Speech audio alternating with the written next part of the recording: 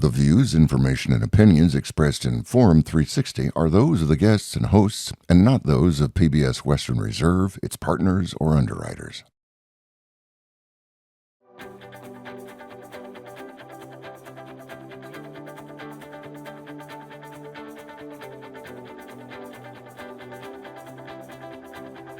I am your host, Ashira Nelson, and this is PBS Western Reserve Forum 360, where we have a global outlook from a local view.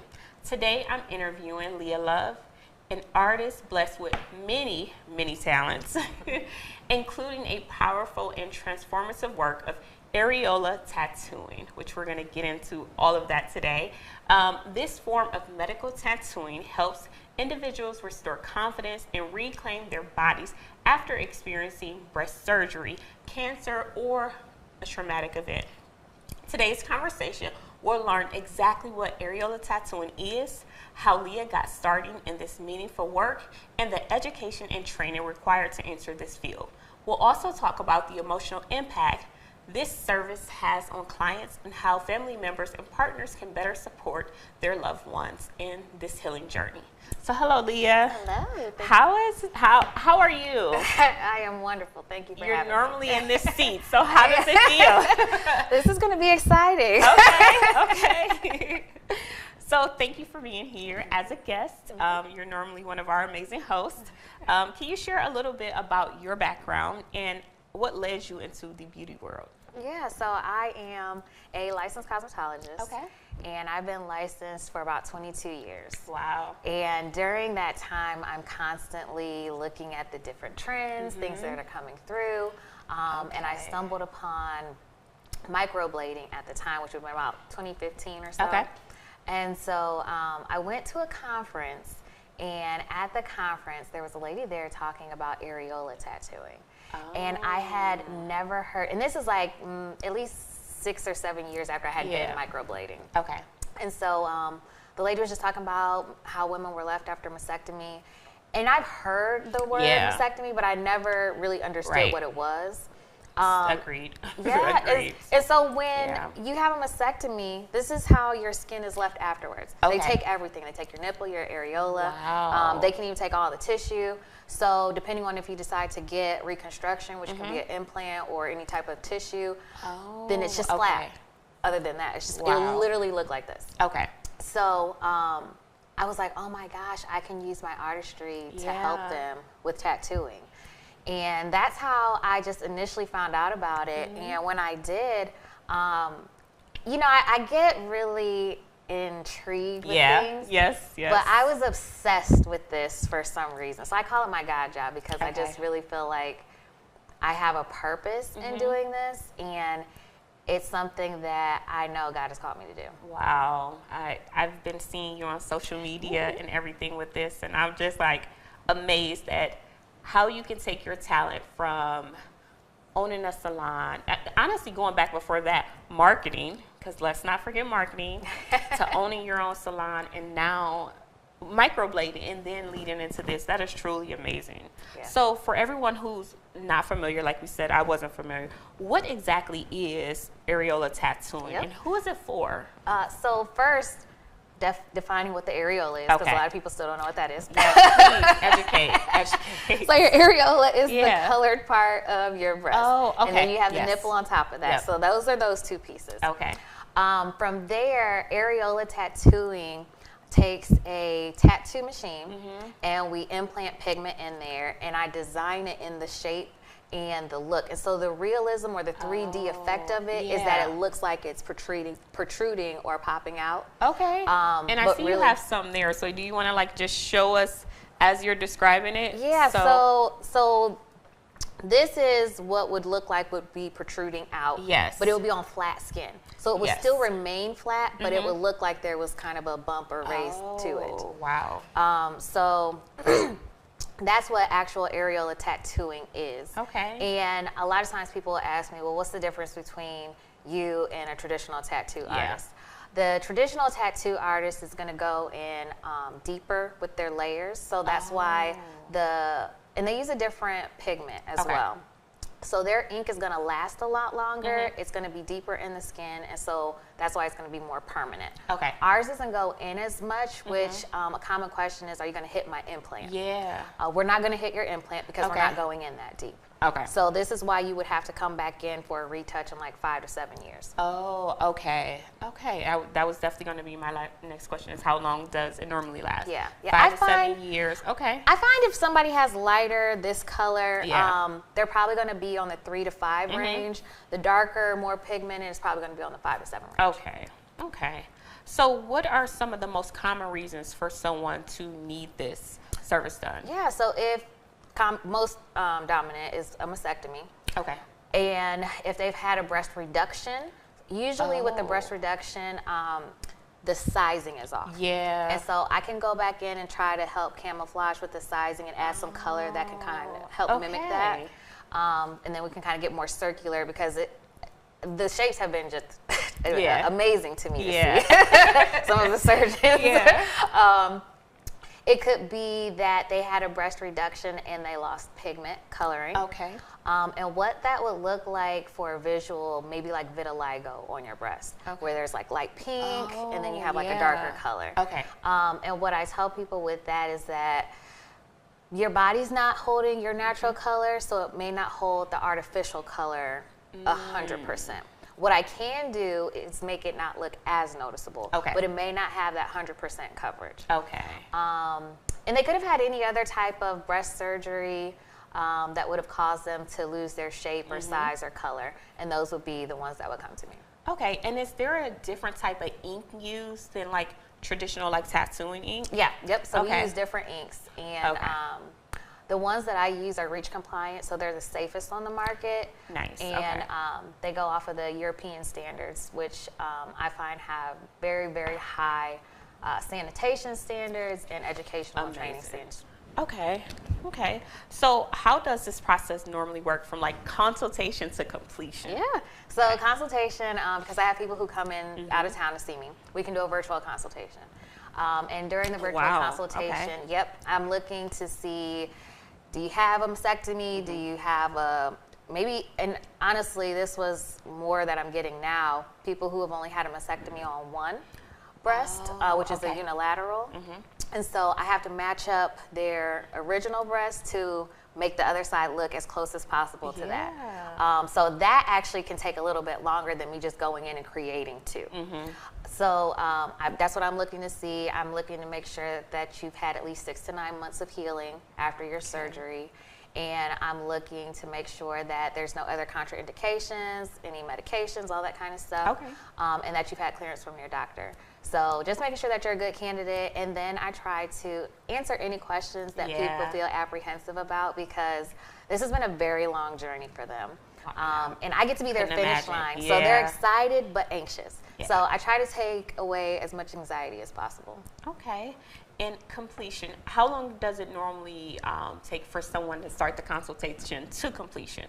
Time frame? So consultation, then they come in, we do the tattooing. When they actually come in to do the tattooing, it probably takes about 2 hours for our first session.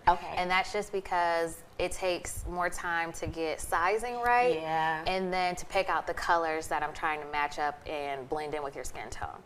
And if it's fairly simple, like I've had somebody, I mean, it took me like 5 minutes to pick out the colors, but I had another lady, it took me like 20 minutes. And that was because when I was matching her up, she had so many colors in her other natural breast that I had to adjust for those. But and you can adjust for all of those? Yeah, I can try to adjust to those. Wow. And like I tell them, it's not going to be a 100% match, but it'll be as close as possible. So then they go home and they heal, and I give them their aftercare packet. It has all their instructions on it. They come back in 6 weeks because their body's going to push out about 20% of the pigment. It's going to lighten up. And then I'll go in, reinforce that coloring so that they can last the years. And then after that, I don't see them for years, which is the part I hate, because I'm like, I'm used to seeing people like every week, every other week. But they're really excited and they're happy after that. Wow. Wow. Again, like something new, like processing it all. Such an incredible service that you provide, and the idea that you can help restore that like confidence is amazing. So Is there any other specific medical and emotional factors that clients should be aware of before kind of jumping into this? I don't know about emotional, but Okay. I definitely think that when you're selecting an artist, it should be somebody who's very empathetic, because there may be times where, something's getting triggered as you're tattooing and they just need a second. They just need a breath. Yeah. But if you have somebody who's just focused on getting you in and out, that's not really something that they're going to give you. Okay. If you don't have somebody who's really focused on the artistry, then you have very, I'll say, generic looking outcomes. Okay. And I'm like a perfectionist, so like even like I just did a lady and I got done with her and I'm taking the pictures and I'm like, oh wait, you have to get back on because I see a little light spot. And she's like, what do you see? And I know it's nothing that they would see, but you want that perfectionist with it. So I think you just really want to look at how they treat, how they care, and that they're really just going to be able to be patient with you. Yeah. So let's talk about these All here. right. Tell us about these. So I am the only one in the state that is offering. Okay, state of Ohio. You're the only Ohio, one who's yes, offering custom prosthetics. Wow. And so what custom prosthetics are is, as you can see, it's raised, it's lifted. What I found too was, when you get that call, I just can imagine, because I've never had cancer, but when you get that call, it kind of takes your breath away. And when I get done tattooing them and they look in that mirror, it's like you can see them release that breath that they've been holding for so long, right? So I was like, well, how can we help them along the way? So when they get that call, they can come see me, and I can literally make a replica of their breast. Wow. And color it to help match it, so they could wear this throughout their journey, because they have to wait a certain time after the and then they can have permanent for the tattooing.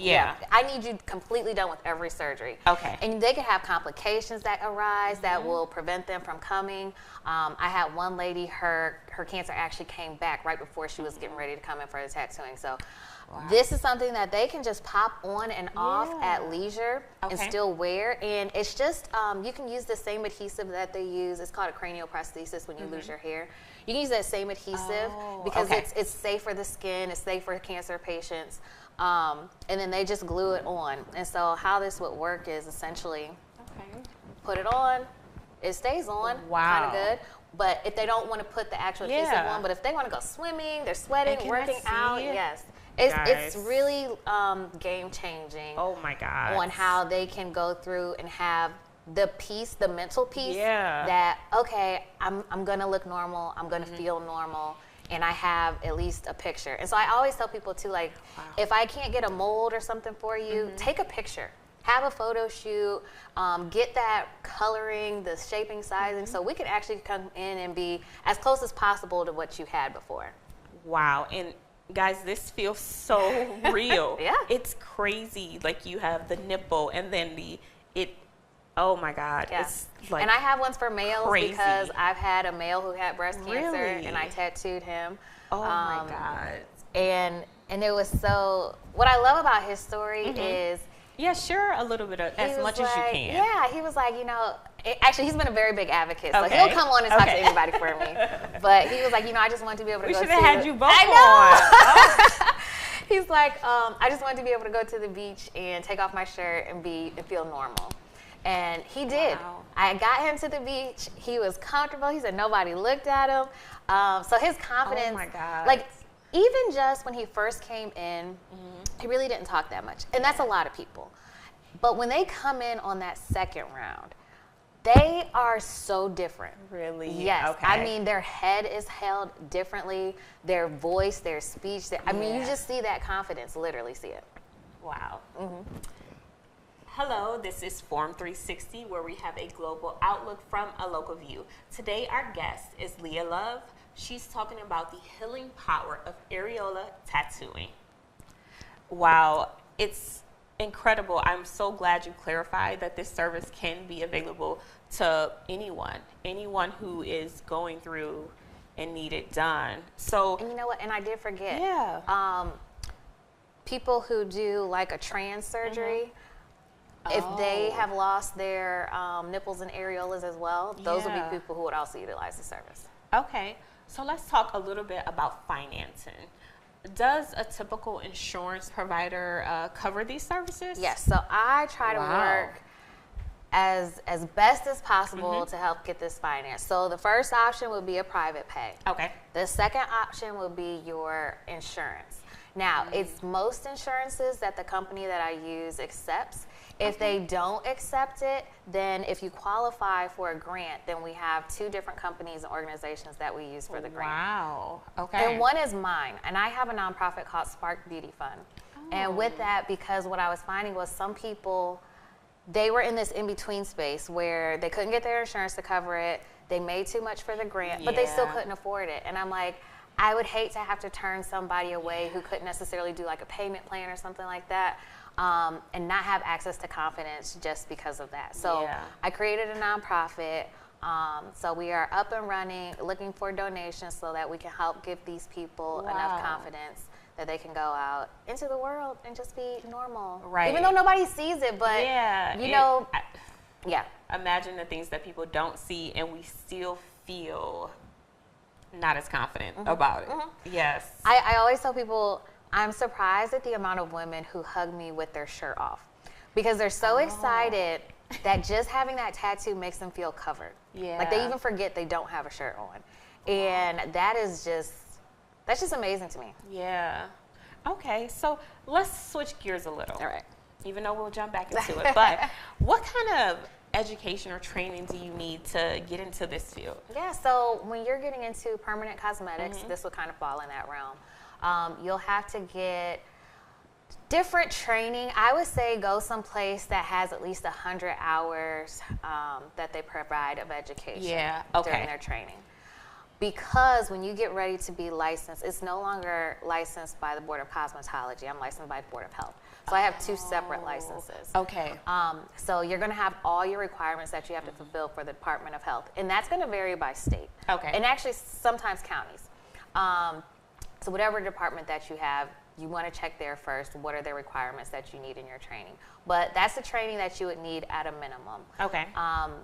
But of course, I go above and beyond. Yeah. And I just want to make sure that people are finding someone that's qualified.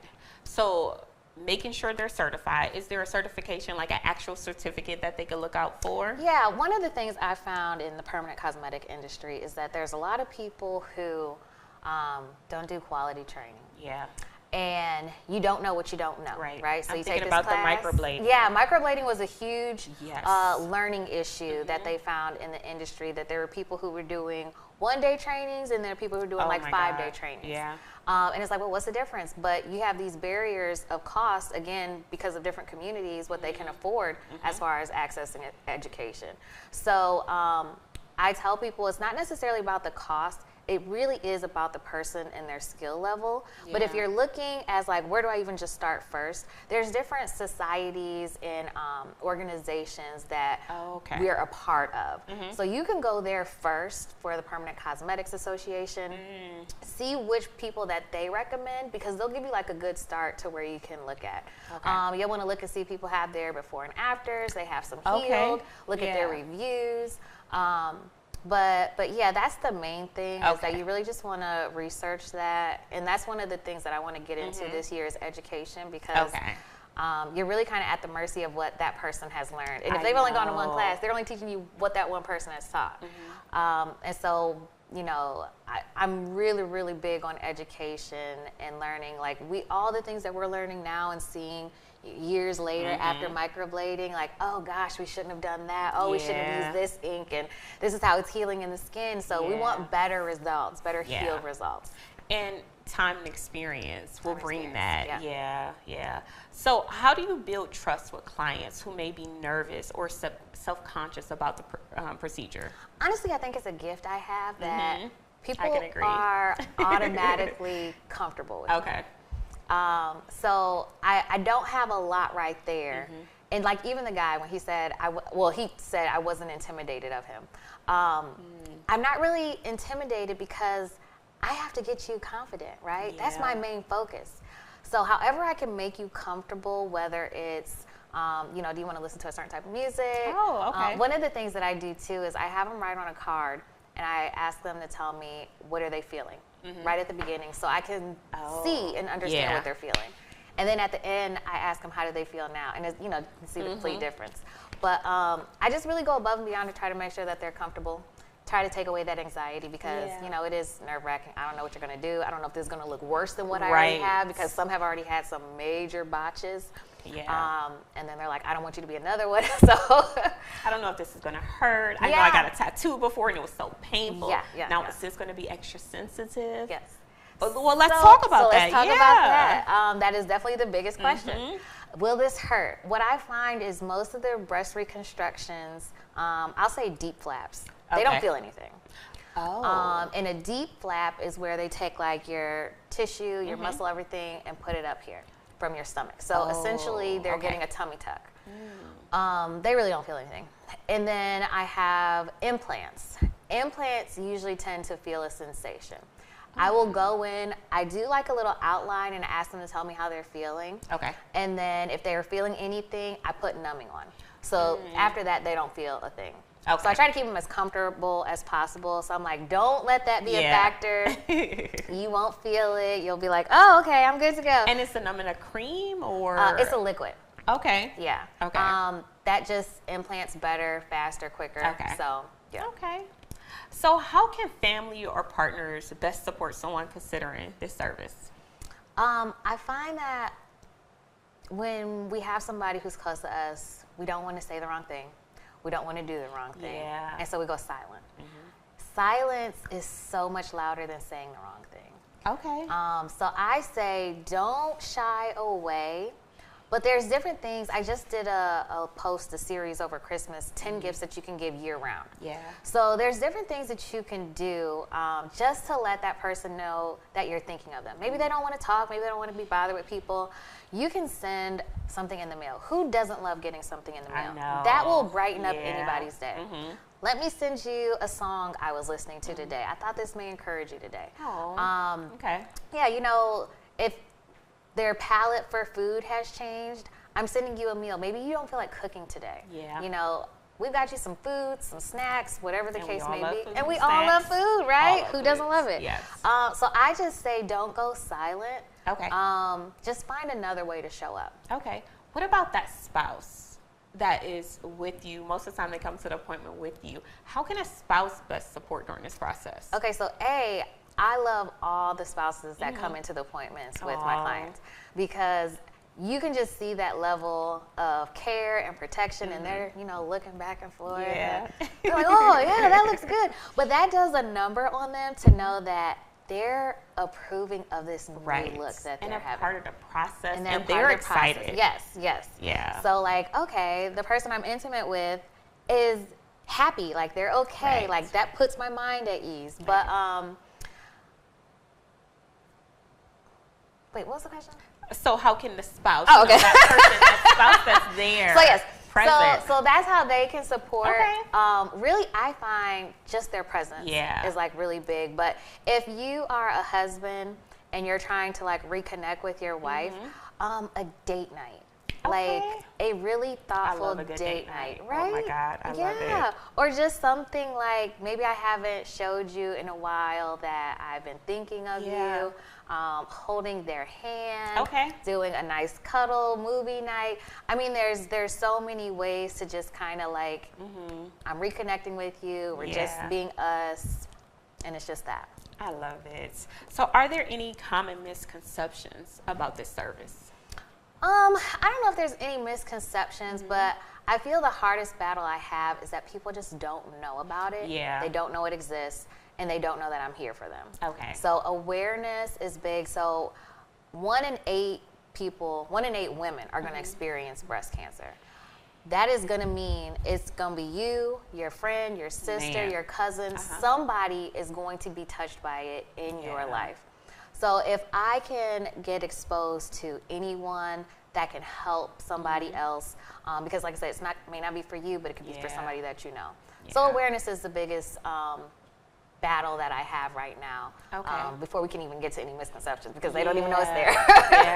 I felt like during the intro, especially, honestly, just during this whole entire interview, I felt like I was just learning so much about a field I knew nothing about. nothing. Yeah, it's not. And I can see how impactful it could be to so many. My cousin, actually, all the month of January, we've been going through a cancer scare, and we still don't have the answer. She has her appointment set for her feedback, and I'm just thinking about, like, oh my God, she might need this. And all of it, and even to know that you can come to you before once you get your results back.